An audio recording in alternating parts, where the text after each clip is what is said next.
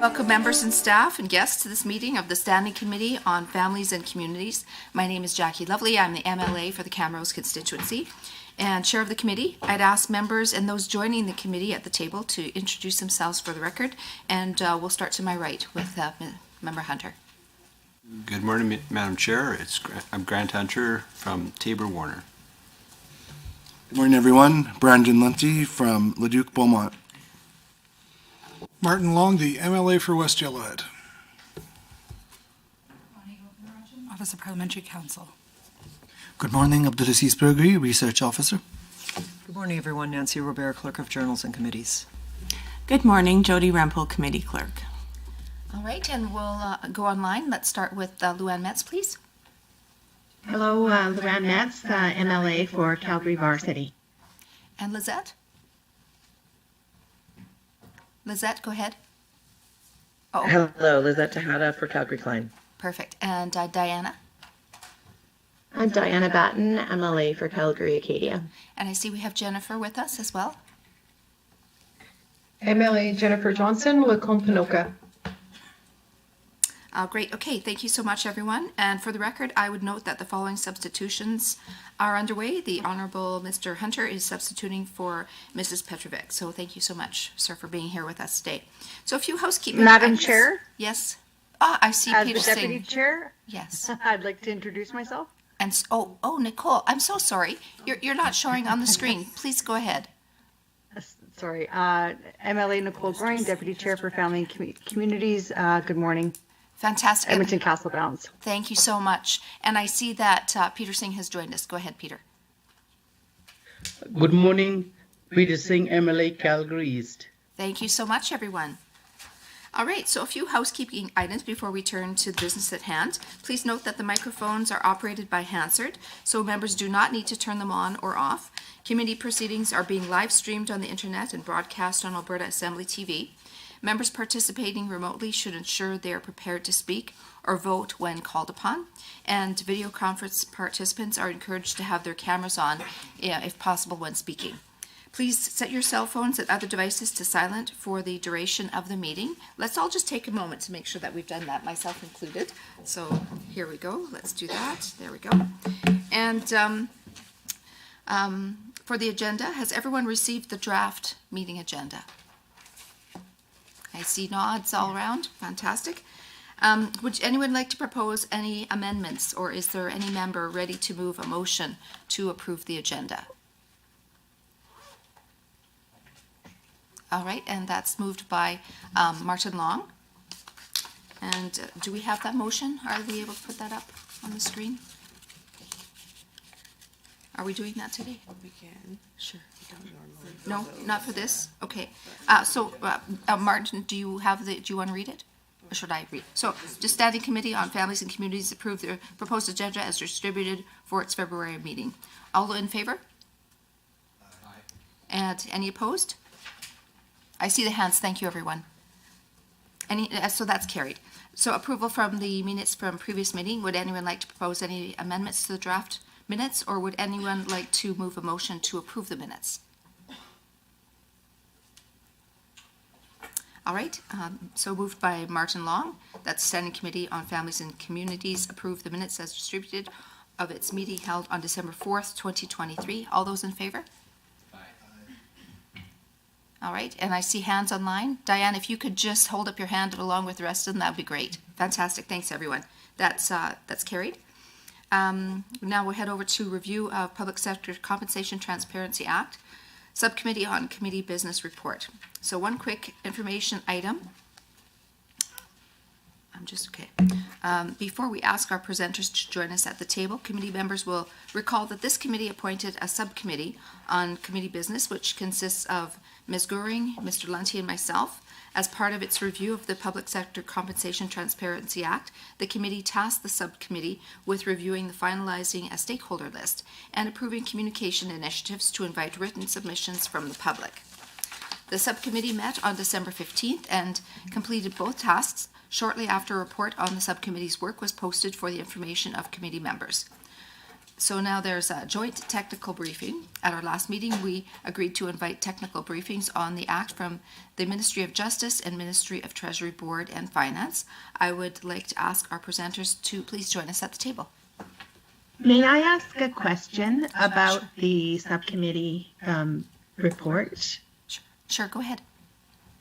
I'm just wondering if we could hear about how it was communicated to the public via social media, which sites it was sent to, how many times it was sent out, whether there were any emails that went out to stakeholders, were reminders sent, and was there really a communication plan or was there a plan to measure the results? Just so that we have an understanding of how effective this method was for getting our feedback. Sure. I don't need it today, but would be very good if we could get that information. We'll quickly answer it right now. Jody, you're going to take that? Thank you, Madam Chair. I'm not with the communications branch, so they can certainly put together a little more information for you as well. But certainly we did send out email notices to all of the folks that were on the approved stakeholder list. That is standard practice. And certainly our communications folks will be able to tell you how many, I'll probably use the wrong term here, but how many viewings there were on Facebook, etc., as well as then the number that were clicked on. And I think Nancy might have. Sure, please go ahead. Thank you, Madam Chair. Dr. Metz, also, we definitely can get communications to put something together for you in terms of what kind of reach they were able to find. But if you look at Appendix A of the subcommittee's report, which is posted on the internal site for this committee, that is the communications plan, and it talks about which social media sites they plan to use, what the posts are going to look like, different things like that. Okay, thank you. My understanding was that there was going to be a report as part of the communications plan. So we're trying to find out not just what they plan to do, but what was done and how effective it was. Okay, I'd have to look back in our minutes to see if that was asked for, but certainly we can get that put together for you. Thank you very much. Okay, so let's go ahead with the presentation. So our guests have settled in, thank you so much, and representatives joining us from the Ministry of Justice and from Public Service Commission will be providing a joint briefing on the Public Sector Compensation Transparency Act. Thank you so much for joining us today. Once the presentation is complete, I'll open the floor to questions from committee members. I'll also remind everyone that experts from these ministries will be available to provide technical support farther on in the review process. So with that, I'll please have you introduce yourselves for the record. Good morning, everyone. I am Mark Ammon, a barrister and solicitor with Justice. Thank you. Good morning. My name is Alex Rayner. I am the Executive Director of Talent Acquisition, Classification, and Compensation Services with the Public Service Commission. Good morning. My name is Sandra Klashinsky. I'm the Executive Director of the Public Agency Secretariat with the Public Service Commission. Thank you, everyone, for joining us. Please proceed with your presentation. So I'll get started. Good morning, everyone, and thank you for inviting us to conduct a technical briefing on the Public Sector Compensation Transparency Act. So on behalf of Justice, I plan to cover the substantive requirements in the Act and the regulations, and then I will pass it to my colleagues at the Public Service Commission to discuss the operational elements of the compensation regime. Once we both concluded, as you mentioned, we will be available to answer technical questions from the committee. So by way of overview, the Act requires the Government of Alberta and government agencies, which are called public sector bodies in the legislation, to publicly disclose compensation paid to higher income employees. Public sector bodies are also required to disclose compensation paid to board members. So at the policy level, this disclosure is intended to increase transparency, helping Albertan taxpayers better understand how their money is being spent. The Government of Alberta first disclosed employee compensation in January 2014, and that was under the authority of a Treasury Board directive for income earned in 2012 and 2013. So in 2015, this act was passed by the legislature, and in addition to enshrining the rules for government employees in legislation, it also expanded disclosure to include approximately 150 agencies, boards, and commissions. The first disclosure under this Act occurred in 2016, and that was in respect of the 2015 earnings. And since that time, the Act has not been substantially amended, though I would note there have been some limited changes, primarily consequential changes related to, for example, the definition of education body being updated to reflect other legislative changes. So in terms of the scope of the Act, first I'd like to discuss who's covered by the Act. First off, the disclosure rules for departments of the Government of Alberta. So, as I'll discuss later, slightly different rules and thresholds exist in respect of public sector bodies. Those include agencies, boards, and commissions governed by the Alberta Public Agencies Governance Act, their subsidiaries, independent officers of the legislature, as well as Covenant Health and its subsidiaries. The list of what is a public sector body can be expanded by regulation. The Act also authorizes regulations which would set a threshold and require disclosure of compensation paid to healthcare practitioners, which would include fee-for-service payments made to physicians. However, to date, no regulations on this score have been enacted under the Act. Finally, the Act authorizes municipalities and school boards to disclose compensation in a manner similar to public sector bodies, but they are not required to do so. So in terms of the disclosure rules themselves, second I'll turn to a description of the rules used for the Government of Alberta, and these are included in Section 2 of the Act. Government's required to disclose compensation paid to employees who earn more than a threshold or severance in the year prior by June 30th of each year. So when the Act was first enacted, this threshold, the critical threshold, was $104,754. Given the increase in consumer price index to which the threshold is tied, the 2023 threshold is $125,888. So this threshold is based on base salary and does not include overtime or the non-monetary benefits. In terms of what's disclosed, severance is disclosed as well, but is listed separately. Now, once the threshold is exceeded in respect of a particular employee, all compensation is disclosed in specific categories in the Statement of Remuneration. Disclosure is required to include a variety of information, and this would include the employee's name, the department, their classifications or the job title, their base salary, as well as benefits. Now, benefits are further subcategorized, so they would include non-cash benefits, which would include employer contributions to pension plans or employer contributions to health plan coverage, as well as monetary benefits, which could include, for example, vehicle allowances. Now, in two instances, full contracts are also disclosed under the Act. First, if there is a contract for severance or termination above the threshold, that is disclosed. And second, contracts of employment are also disclosed in respect of certain senior officials. So, for example, persons appointed as a deputy minister, or an employee is appointed as a senior official by order in council and paid directly by government. Possible example here would be the chief medical examiner. In both cases, certain personal information is redacted, such as the signatures, the employee's home address, and other information that the minister considers to be an unreasonable invasion of the employee's personal privacy. Now, I want to turn to public sector bodies because the disclosure rules are slightly different for them. So public sector bodies are also required to disclose compensation paid to employees who earn more than a threshold.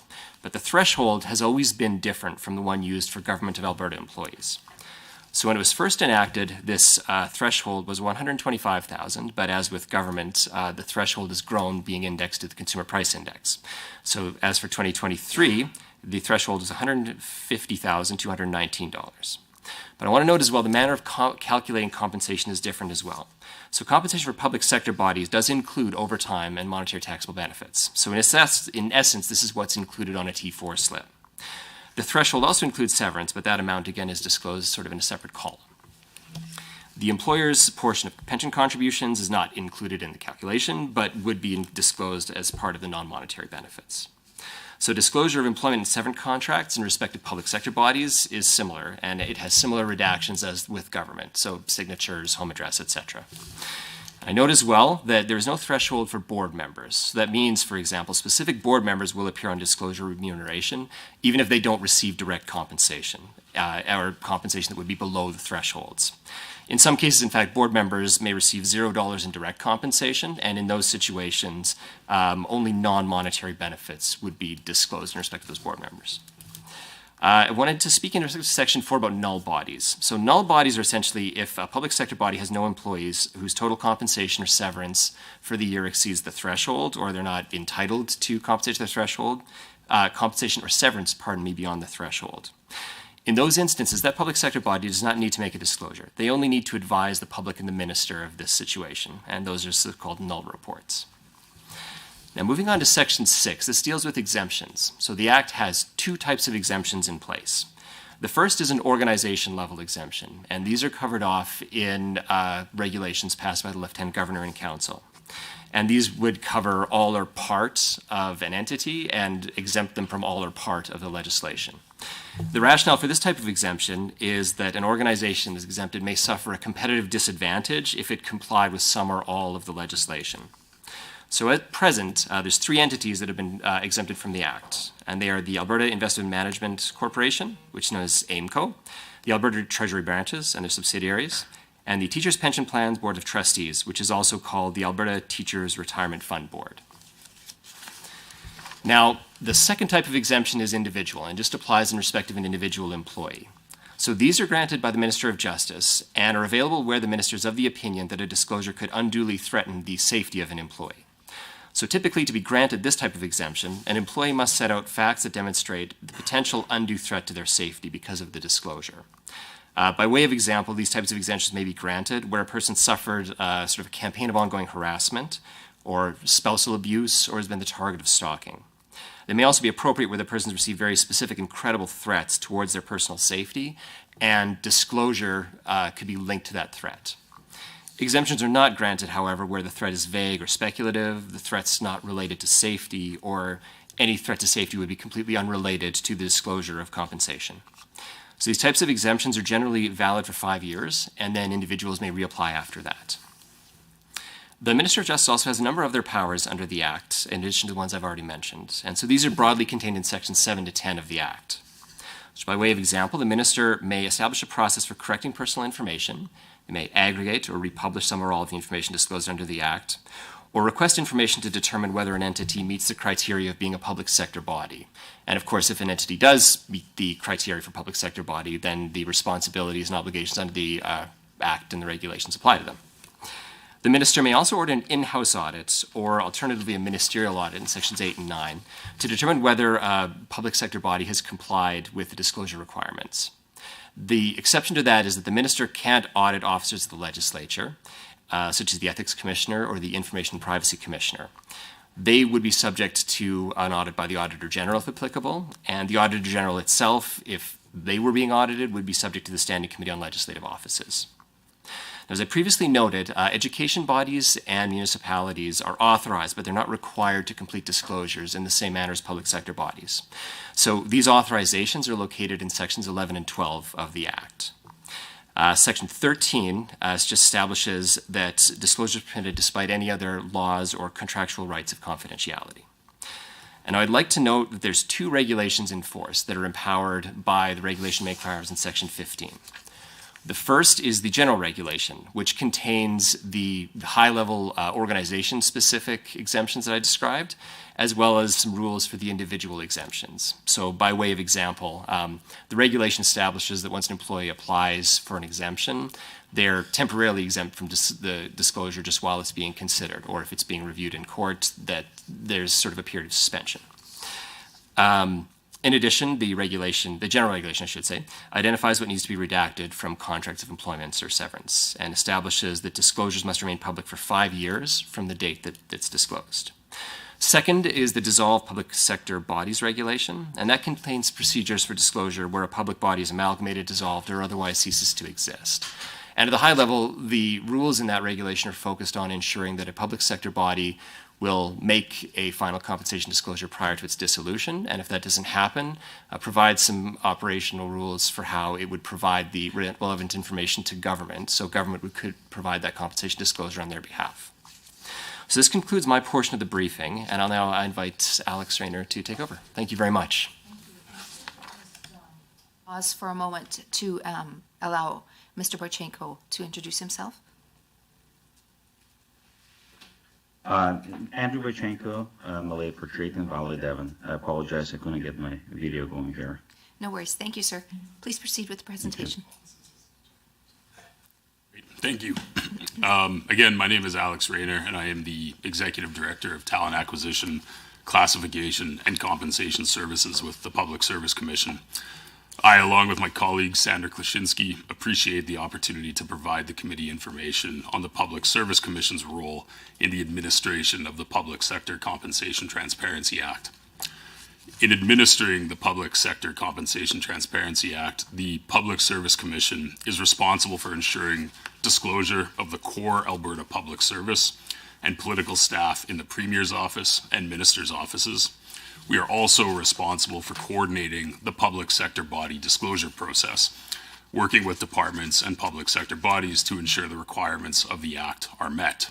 This includes providing advance notice to deputy ministers and public sector bodies, including legislative officers, about the Act's requirements and the disclosure process and timelines, working closely with Justice to ensure employees are informed of the exemption process and to ensure all employees with approved exemptions are not disclosed, and collaborating with Technology and Innovation to validate disclosure information and ensure it is publicly posted on time. Before public disclosure occurs, the President of Treasury Board and Minister of Finance is briefed on the disclosure information. Next, I'd like to speak to the process for salary disclosure for Government of Alberta or Alberta Public Service employees. So in administering the Public Sector Compensation Transparency Act, the Public Service Commission is responsible for ensuring disclosure of the core Alberta public service. Detailed implementation instructions are provided to Department Human Resources contacts to ensure employee data is reviewed and confirmed. Further detail on the June and December disclosure processes is outlined in an administrative guideline. This includes specific information such as the disclosure threshold and reporting period, disclosure requirements and mandatory schedules, information on validating and confirming employee disclosure data and ensuring approved exemptions are removed, and the contract redaction and uploading process.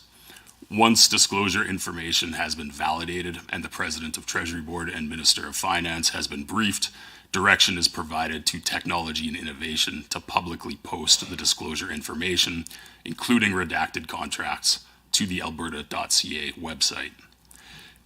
When a government employee's salary or severance exceeds the annual threshold, we disclose the following information for the employee: their ministry, their name, their position and classification, and all remuneration. On the public disclosure website, remuneration is broken down by base salary. So this is remuneration paid to an employee in relation to the job, the type and level of work and duties performed. Second, their cash benefits, which includes overtime, vacation payout, allowances, compensation in lieu of pension, and special services or exceptional hours of work compensation. It includes non-cash benefits, including the employer's share of all employee benefit contributions, including pension and disability plans, and severance, which are payments required by contract or in accordance with the Employment Standards Code when employment ends. Government employees who exceed the disclosure threshold are also subject to the requirement to have their employment contracts disclosed. Now, as Mark previously explained, examples of employees on contract include deputy ministers and senior officials, pathologists, and political staff. Severance contracts for all government employees who exceed the disclosure threshold must also be disclosed. In addition, further disclosure of political staff takes place. So there is a political staff salaries and contracts webpage on alberta.ca, which discloses all redacted employment contracts, working titles, and ministries for current political staff that exceed the base salary disclosure threshold. That means that political staff who exceed the disclosure threshold will have their redacted employment contract posted on the salary and severance disclosure website in accordance with the Act, as well as their redacted employment contract will be posted to the political staff salaries and contracts webpage. I would now like to hand things over to my colleague Sandra Klashinsky to provide information about the disclosure process for public sector bodies. Thank you, Alex. Again, my name is Sandra Klashinsky. I'm the Executive Director of the Public Agency Secretariat. The Public Service Commission, or PSC, also provides information about the public sector disclosure process and requirements to deputy ministers, who are in turn responsible for supporting the public sector bodies within their ministries. The resources and tools PSC provides to departments for their public sector bodies include a technical guide, which identifies the what and how of public sector body disclosure requirements. For those public sector bodies that do not have their own website, the responsible departments must post this information on their behalf, typically on their department's website. A step-by-step guide, which is a high-level summary of the technical guide. This is particularly useful to public sector bodies that are already familiar with the process. A list of common questions and answers to help public sector bodies comply with the legislative requirements. With respect to legislative offices, PSC also communicates the disclosure process to key contacts in these offices. We also provide a technical guide that outlines the general public sector body disclosure requirements for them. As Mark previously mentioned, while legislative offices must generally follow the same disclosure rules as public sector bodies, legislative offices are exempt from some of these rules. In particular, unlike other public sector bodies that must disclose to the minister via government's consolidated database on the alberta.ca website, offices of the legislature need only disclose to the public on their own websites. An office of the legislator is not required to advise the minister that it has no information to disclose for a particular period. Finally, the minister cannot require an office of the legislator to provide information or audit the office to determine whether it is complying with the Act. The Act includes a separate provision for auditing the offices of the legislature. The Public Service Commission typically takes the disclosure information from their website once they are posted and uploads their information on government's consolidated database so that all public sector body disclosure data can be found in one location for ease of public access. As a reminder from earlier in Mark's presentation, the public sector bodies are required to disclose the compensation and severance paid to eligible employees and members twice per year. June 30th, compensation from January 1st to December 31st of the previous calendar year, and December 31st, severance from January 1st to June 30th of the current calendar year. Public sector body employees and members disclosure requirements are similar to government employees.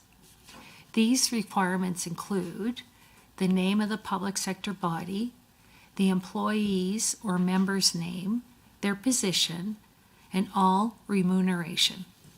This remuneration includes all compensation, which consists of their base salary, overtime, bonuses, honoraria, paid to board members, and taxable benefits.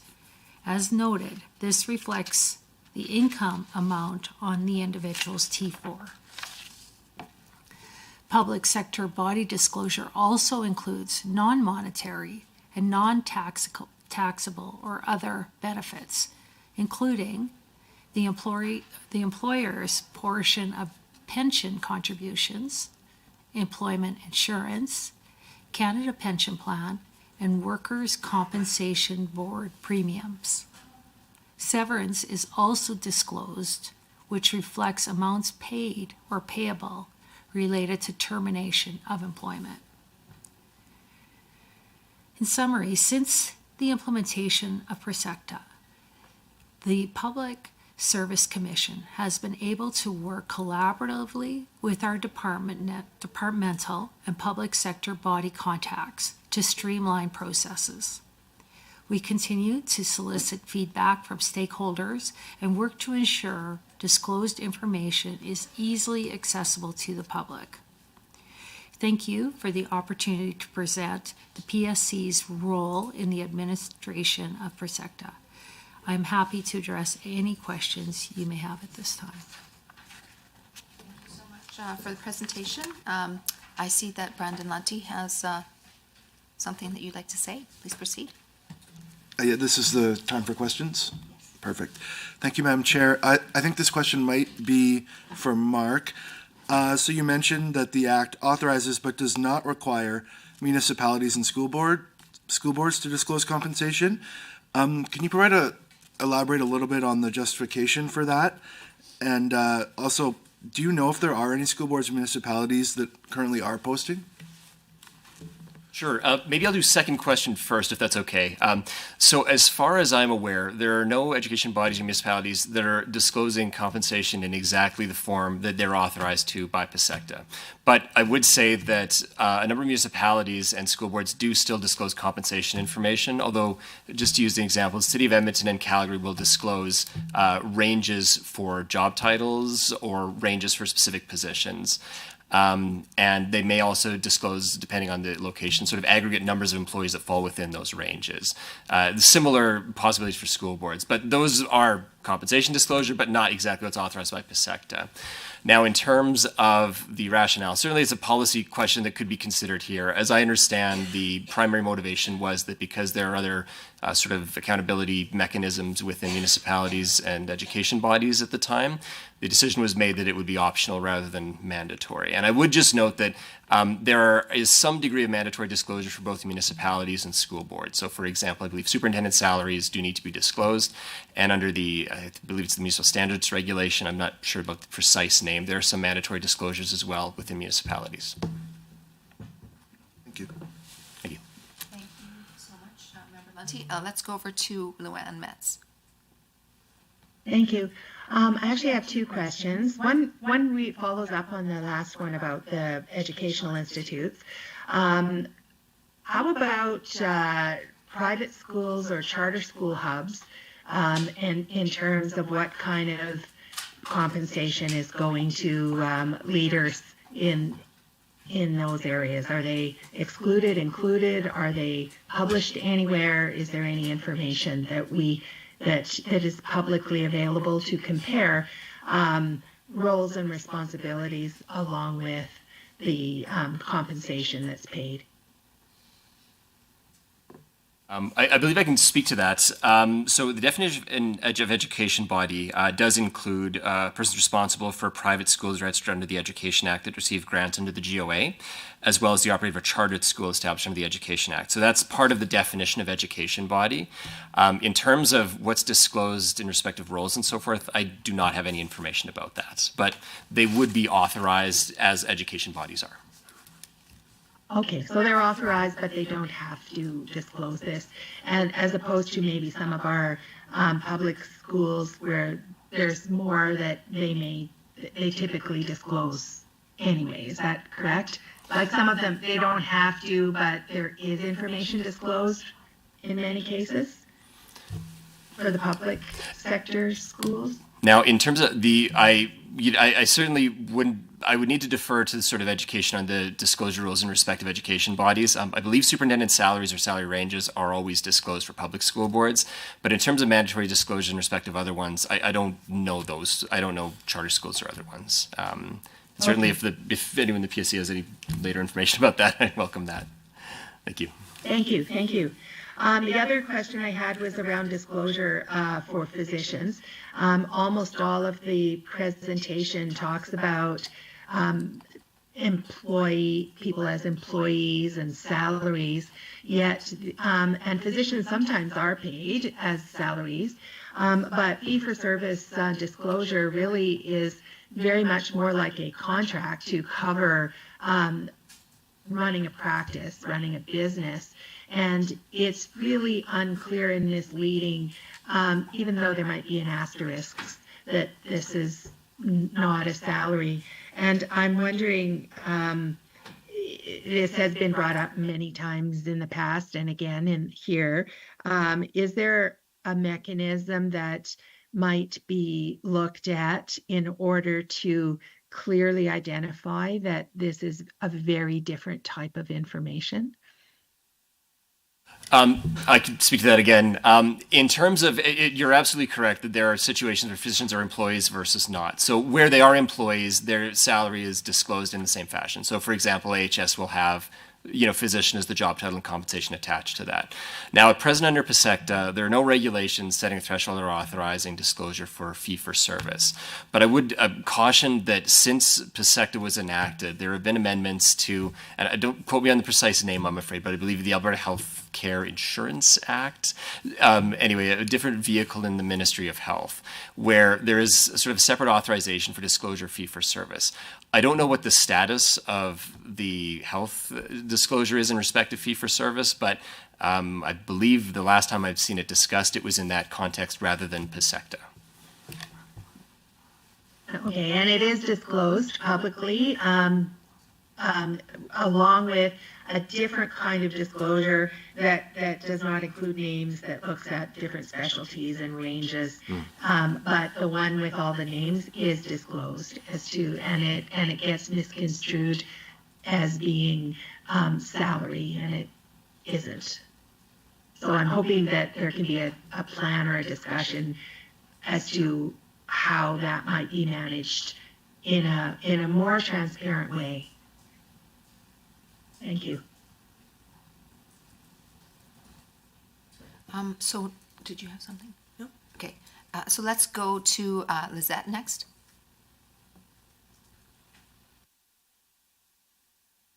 Thank you. I just turned on my mic. I thought it would get turned on automatically. Sorry about that. So thank you so much for explaining about exemptions and cases where exemptions would be made, and addressing safety from that perspective. When we look at the submissions, we see that there's majority support for the act, but there were also comments around attaching names to salaries, and how that could be problematic in an age where we're seeing an increase in extortion and doxing. So I'm wondering if the ministries have looked into how we can prevent that sort of thing from happening in terms of maintaining transparency, but also protecting some measure of privacy. Thank you for the question. I'm happy to respond. I think ultimately, from a technical standpoint, it would be possible for us to not disclose employee names with the compensation information. The question of, should we take measures such as withholding names is more of a policy question that I don't believe I can comment specifically on, but it may be something that this committee wants to consider. Ultimately, what we disclose is the information required by the legislation, which does at this time include the employee's name. And I know that you were saying that the other identifying information is redacted. That's correct, yes. So we would redact information such as an employee's address, their signatures, any other personal information that isn't explicitly required to be disclosed per the Act. Okay, and just as a follow-up, is there, do the ministries track instances where identifying information can be tied back to the disclosure? I would say no, it's not something we currently track.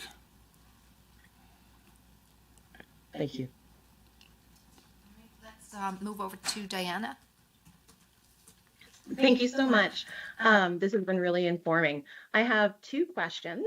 One is I was hoping we could speak a little bit more to, and I believe, apologies, I'm not sure who this falls under, exemptions for organizations. And you'd mentioned AIMCO as an example, something to do with competitive concern. I'm just wondering if you could share a little bit more about how a company would qualify for this, what type of, I guess, proof of competitive concern that they're required to provide. I can start, and I'll perhaps invite my colleagues at the PSC to answer as well. I believe that my understanding was in situations where there may be competition in respect of recruiting or retaining talent, for example, if a entity like AIMCO would be competing against private sector entities and having sort of the compensation fully disclosed would put them at a disadvantage in terms of negotiating and retaining talent. That was the rationale for the exemption. And certainly, Sandra, if there's more to add, I'd be appreciated. Yeah. Thank you. Thank you, Mark. Yeah, I would concur with that. It's primarily centered around the compensation and the disclosure of that and impacting the competitiveness of that organization, given the scope and breadth and accountability to Albertans around primarily around the successful nature of the investments that need to occur, and that could negatively impact the functioning of that organization. And I apologize. I should note as well, you had asked about sort of the process. In terms of how one would be exempt, it would be necessary to amend the general regulation. So all the exemptions are listed in the general regulation. So that would have to proceed through the normal legislative and policy approval process. Perfect. Thank you so much. My other question was, and this is kind of just an observation. So, Sandra, you had mentioned that, of course, one of the purposes is so that's easily disclosed to the public, all of these salaries, et cetera. But I've noticed through the different presentations, and thank you so much, that there are different sites we're sending Albertans to find this disclosure. So I'm wondering if there's opportunity to put it in the same place. If in fact, our goal is transparency, accountability, could we, is there anything from the Sunshine List that links you to the other sites so that there's actually full transparency there? Because as we know, it's hard to find information on a lot of government pages anyway. And so I just find that this would be quite the, hurdle for Albertans to find this information. Do you know, is there a link? I can take the first stab at this question. We don't currently, at least from the Government of Alberta perspective, include a link on our salary disclosure website that would link to disclosures for other employers or public sector bodies. It is, I'm sure, technically possible. One piece of advice I might provide the committee is, there would be an administrative cost to doing that, where right now there's efficiency to be gained by the fact that for Government of Alberta employees, the Public Service Commission handles those disclosures. If we had to play a bigger role in those disclosures for other public sector bodies or centrally manage the disclosure process, it would require considerably more time and effort, which may make it more difficult to administer in line with the timelines provided in the legislation. Just to note, from sort of the purely legislative standpoint, at present, the form and manner of disclosure is as described by the minister. So the Act does contemplate that there's some flexibility baked into that wording. So, I think a lot of the question along that front, as Alex mentioned, is going to be on the operational side of things. Okay, that's great. Thank you. And I just want to, I understand, obviously, if we don't want to add administrative burden to this, but, if we added a link doesn't cost anything. So anyway, just wanted to put that out. Thank you so much for answering. So go to Andrew. Thank you very much for all the information today. Some of the privacy concerns have been expressed in the written submission received by the committee regarding requirements to publish the names of the individuals rather than just their position. And I was going to ask, what is the rationale behind this?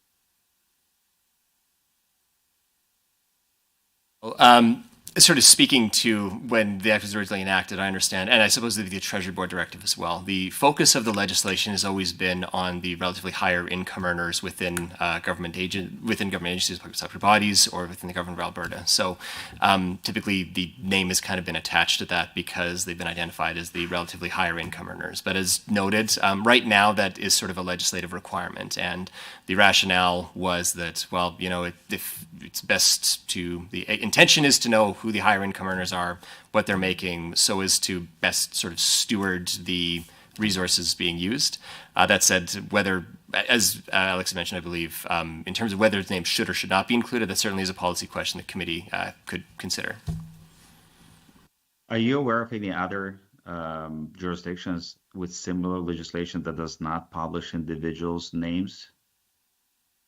I believe most that have similar legislation do publish names, although it is not, the comparison wouldn't be one-to-one. So just by way of example, I believe, I think it's New Brunswick potentially, but again, I would need to double check this. One of the maritime provinces is identifying names within ranges rather than like precise exact amounts. So it'll say these people are within this range. But Ontario, for example, or Manitoba, they are more like Alberta is right now, where the name is attached to the figure. Okay, thank you, Mark. All right. Does anyone else have any questions? I'm not. Go ahead, Grant. Thank you, Madam Chair.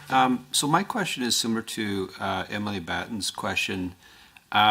She did ask about AIMCO, but I understand that at ATB, the Teachers Pension Plans Board of Trustees are also exempt from the disclosures.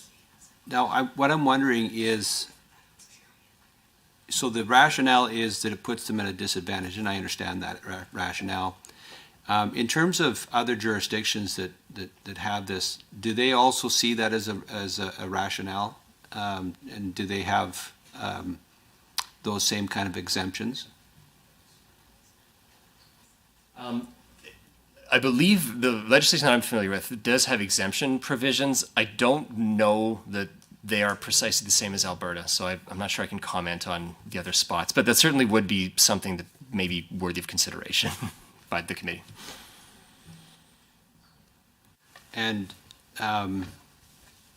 so I'm just trying to understand again here. So we have other companies, other public companies that would probably feel the same way. You know, I mean, are we giving an advantage to some and not to others by these kinds of policies? Yeah, and I believe that certainly, you know, that certainly could be an argument made in respect of other government agencies and departments. And Sandra, certainly I'd welcome any further information on this. As I understood, the three that were exempt were competing for a kind of a particular pool of talent that may not necessarily be what other departments are competing with, because it is specifically about large fund managers, which has a very different type of competition with the private sector than perhaps another public sector agency does. So some of the same sort of external considerations on recruitment types are not necessarily going to be the same with AIMCO as with a different public agency. And certainly, Sandra, if there's more information, I'd welcome that for sure. Thank you, Mark. Just a little bit additional information is that we have not received any other requests regarding an exemption. So from any of the other organizations that we have in Alberta that are public sector bodies.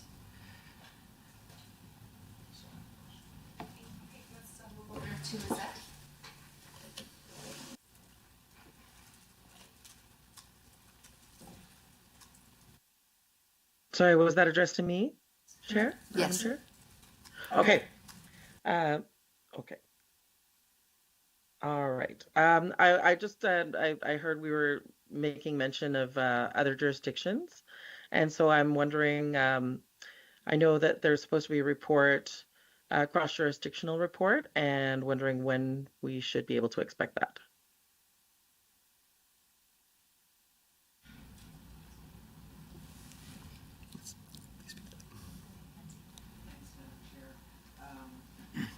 Research is hard at work on it, and we anticipate that it will be ready for the next meeting of the committee.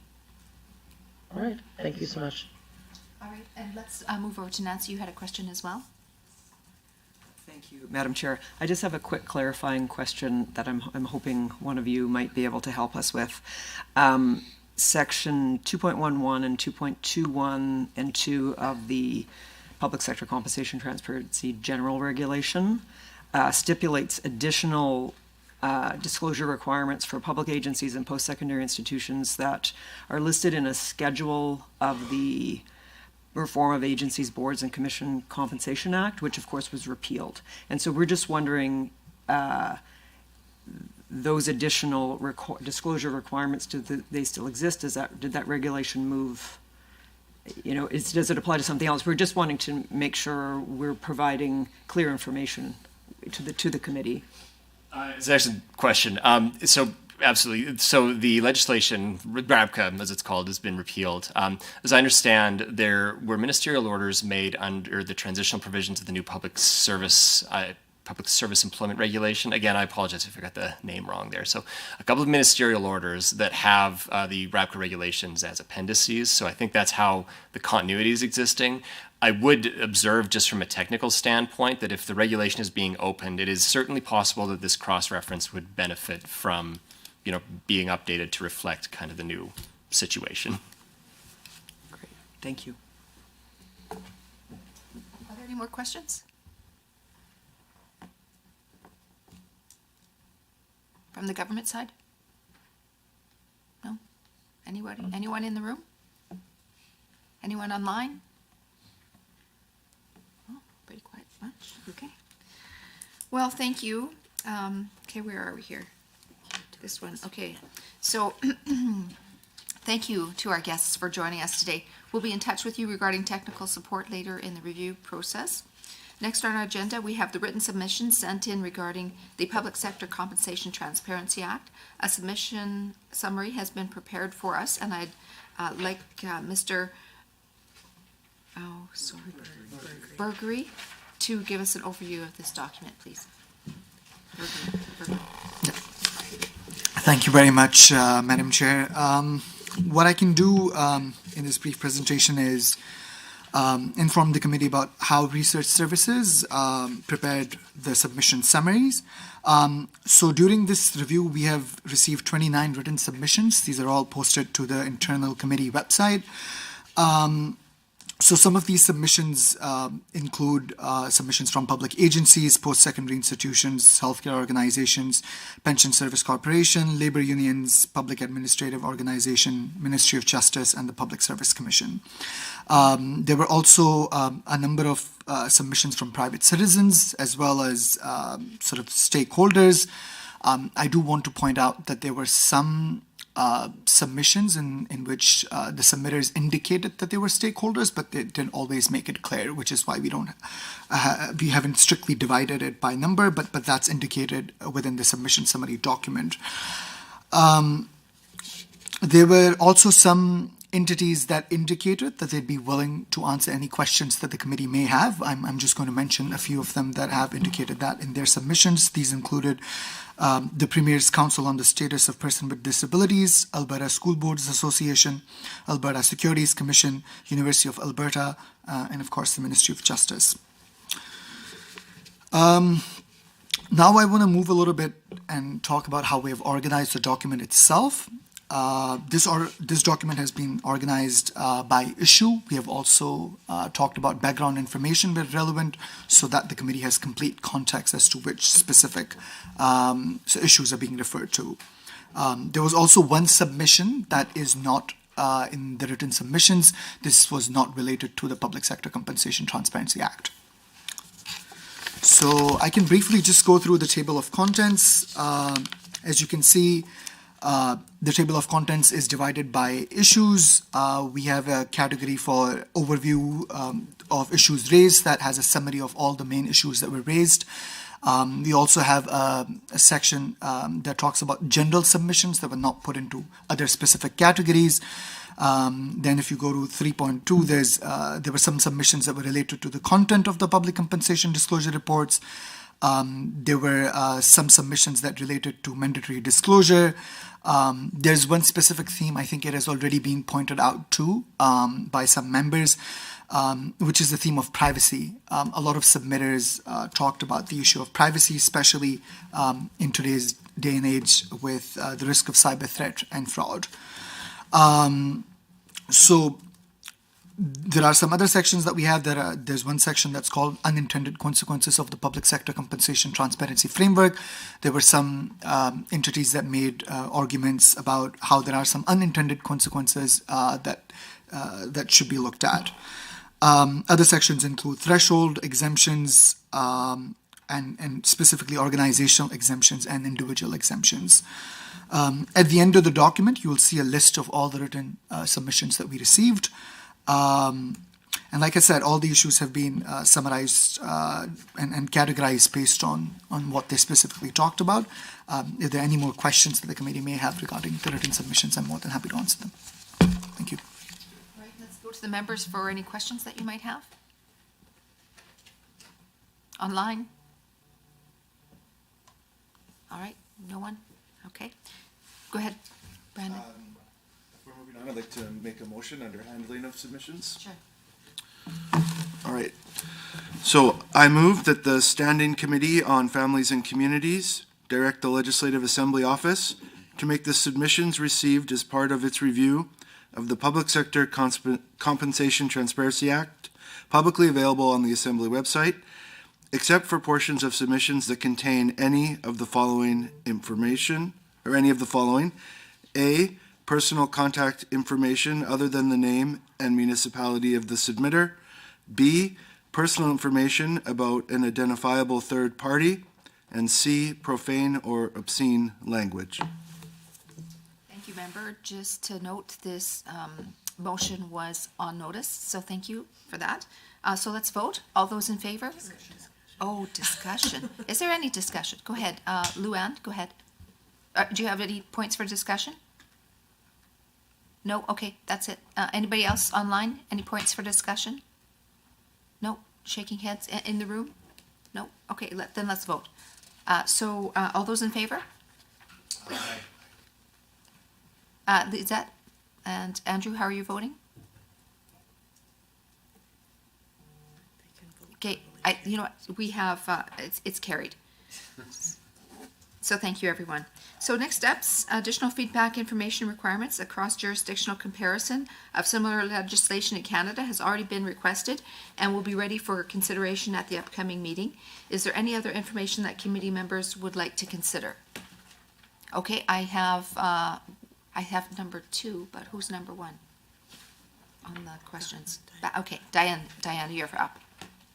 Yeah, so I actually would like to amend the motion on notice. You have to move it. We've already passed that motion. Oh, shoot. second motion. Go ahead, Brandon.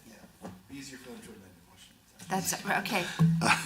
So I move that as part of its review of the Public Sector Compensation Transparency Act, the Standing Committee on Families and Communities, A, authorize the Subcommittee on Community Business to identify up to 4 individuals or organizations to make oral presentations to the committee, and B, invite the individuals and organizations identified by the subcommittee to present to the committee at an upcoming meeting. Is there any discussion? No hands are raised? Okay, go ahead. Go ahead, Diana. Thank you so much. Apologies, I'm trying to play with screens here. Okay, so we'd like to make an amendment. I believe this was put on the order sheet. May I go forward?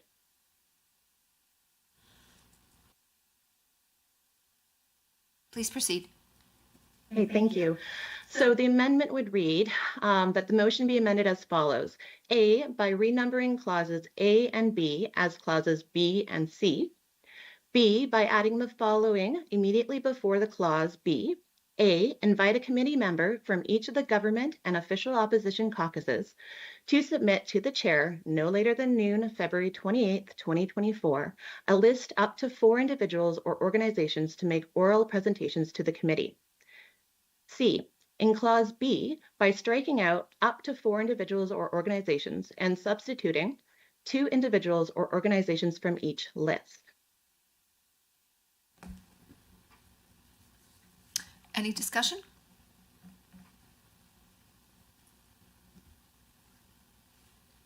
Am I able to speak to Sure. why now? Thank you. So In principle, we support the original motion. However, we believe that we should ensure a balanced approach to the information presented to the committee. And the amendment will do just that. It will still provide the subcommittee with the ability to determine stakeholders invited to the committee to present, but it will allow each caucus to provide a list up to 4 to choose from. Additionally, it will ensure that the final choices will come equally from each caucus. This will ensure that the voices in the conversation and providing input on possible amendments to the Act come from a variety of sources and viewpoints. I encourage all members of the committee to support this amendment. Thank you. Is there any other discussion? Call a question on the motion to amend. Okay, so we're calling a question now on the motion to amend. And all those in favor? Aye. Andrew, how are you voting? Okay, that's unanimous.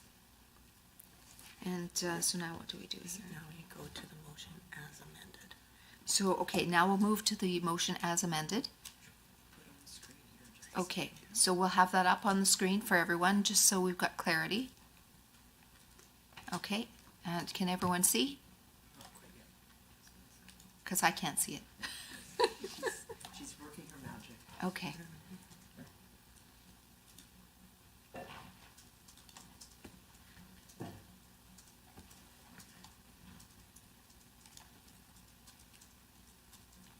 we go. All right. So is there discussion? Any further discussion on this? Luann, I see you moving your head. I'm not sure if that's a yes, that you have something to say, or? No, I'm just agreeing with it. Okay, Nicole. Nothing to say. Sure. Nicole, I see your hand is up. Thank you, Madam Chair. I just have a point of order in referring to members by their first name. My understanding is that the chair is to address us by our last name. So I would just hope that going forward that can happen. Thank you. Sure.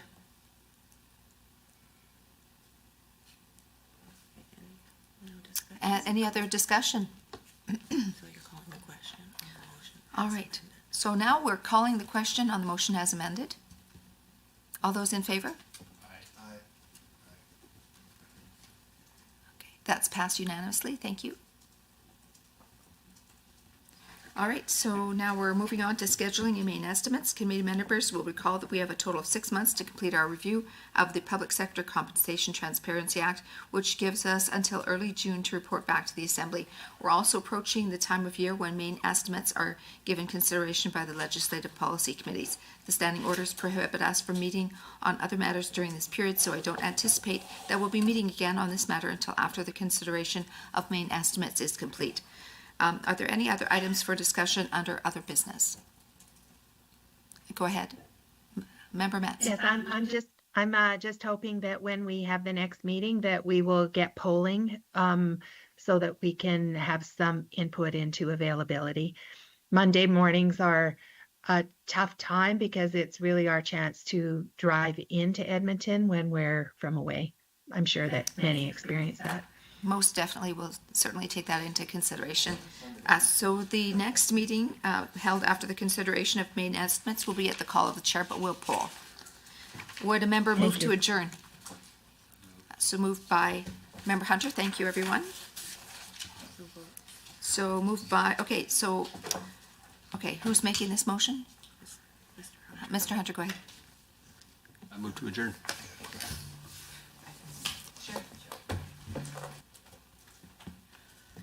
Thank you, Madam Chair. I believe the Honourable Mr. Hunter has moved that the February 26, 2024 meeting of the Standing Committee on Families and Communities be adjourned. And all those in favor? That's carried. Thank you, everyone.